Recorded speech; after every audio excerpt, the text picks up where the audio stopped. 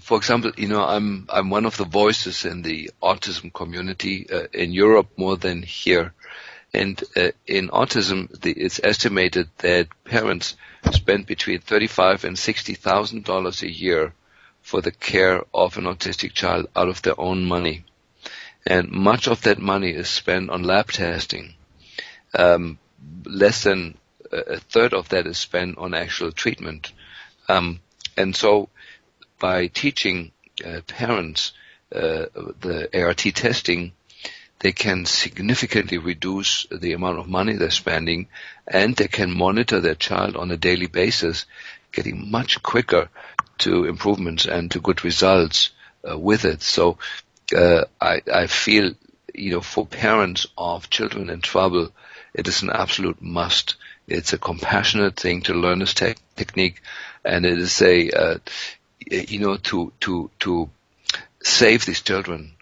The potential is always there. Most of the autistic kids can be dramatically helped. Many of them can be completely cured, and I'm saying that word, if intervention is early enough and regularly enough. And the only people that can do that is the parents.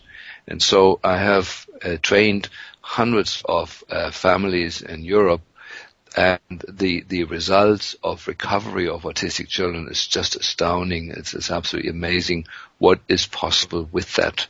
The same holds true really for Lyme disease. There is, for each 10 patients with Lyme disease that need a doctor, there may be one Lyme literate doctor for one of them, but not for 9 others.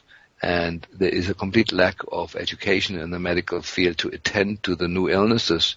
And we're providing that in the ART courses, the knowledge about the illnesses and how to monitor patients regularly and how to get much quicker to good results with the treatment. And so it's I do feel it's not possible for physicians anymore to keep up with modern illnesses in ways that are needed. And this coming time, many patients will have to be self-reliant more and more. And I think you, Joe, have been a pioneer with that, with your website to educate patients and people, regular people that are not patients yet, to educate them how they can gain the knowledge they need, do the lab testing, whatever is needed that they need, and then steer themselves towards better and more robust health. And of course, we're trying to expand that model by saying not only should people have an intellectual knowledge of what may be wrong with them and then trying out what may be working for them, but we also want to give them tools, diagnostic tools, that they can learn to go deeper with that and then come up with the appropriate healing tools that are appropriate to their condition. And I do feel there is a shift worldwide. I travel a lot from people depending in a sheep-like way on practitioners that tell them what's wrong with them. There's a shift away from that where the patients are much more educated, much more smart, and want to, on their own, figure out what's wrong with them and be able to bypass the medical community and just choose the healing tools from nature using natural ways that are not under the license of a physician, finding simple ways to regain their own health. And only when that fails do they want to see a physician. And I think it is the right way, it's the right process. Mm-hmm. We won't be able to stop that or accelerate that. It is happening in the greater field of consciousness, whether somebody likes it or not. Mm-hmm. We can stand in the way of that or not, but it will happen that in a few years, every patient that gets sick is not going to call their doctor, especially with chronic illness. They're going to go on the internet, find out the symptoms, go on websites like Diagnose Me. They're going to go on your website, increasing they are, to learn what actually the current issues are. Mm-hmm. None of us knew anything about vitamin D before Joe Mercola came around, and now it turns out to be probably the most profound, most common health problem in the whole country, and it's just one man like you, who uncovered that, with the help of the people you contacted, and you spread the word. Yeah. that there is more patients now that know about vitamin D deficiency than physicians, because physicians don't read your website. They know everything already. Yeah, and our website does. Yeah, it's true. But we do two things. We inform people of practical and expensive resources. But we also warn them of the fantasies, the media manipulations, the deceptions that are occurring to profit these multinational drug corporations like the swine flu. And I think we were enormously successful last year. We had campaigns that essentially resulted in 80%, 4 out of 5 people in the United States consciously choosing to not take the swine flu vaccine despite a public health emergency by the president and massive media campaigns on TV. You couldn't not turn on the TV and get bombarded with these urgent threat alerts to get this vaccine, but only 1 in 5 chose to do it, which is amazing. So people are waking up. They need to be empowered. They need to learn these types of techniques. So if they want to do ART, I think, my understanding is you do it, essentially it's like a school. You do it once a year and you go through 3 or 4 different stages, and you can jump at any point, but I think you also have some DVDs. So I don't know when someone listens to this, it may be out of sequence, but maybe you can sort of describe, different options and when they might jump in and when they may not. Mm-hmm.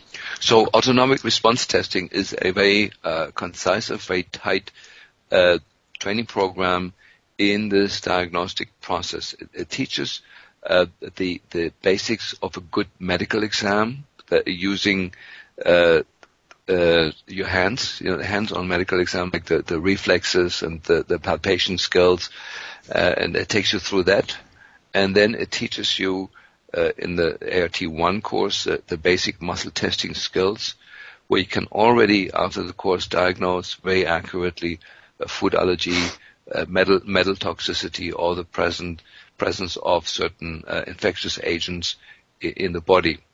And then there is 2 further courses, ART2 and ART3, which then teach more illness-directed diagnostic processes. What do you do with Parkinson's disease? What are the specific diagnostic things you need to watch out for? What are the tools that are available? How to apply them, and so forth. But ART1 is really the course that gives everybody the basic tools they need to understand their illness or somebody else's illness, and how to evaluate the tools that are available to treat it. And we recommend that people take these 3 courses over a 1-year period, so that they have enough learning in between the courses. And then I teach a second series of courses, which are simply treatment courses. And my main treatment that I use as an initial treatment for people is the psychological work. I do feel that the chronic illnesses are always shaded by the psychology of the person. Somebody can be in bed with chronic illness and not being able to lift their eyebrows for years, or they can have a slight discomfort in their back and still working with the same exact illness, and the difference being their psychology. So I teach courses and application of simple psychological tools, the EFT, TFT, MFT, family constellation work, simple tools that people can learn briefly to understand the psychology of themselves, of the patient, and simple tools to heal what needs to have healing.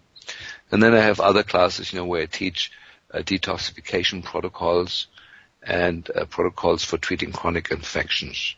And that's about sums it up. That's sort of my whole program. Okay. When people have taken all the workshops, they know how to diagnose, and they know how to use the current non-invasive healing tools for all the current medical illnesses that we sort of encounter on a daily basis.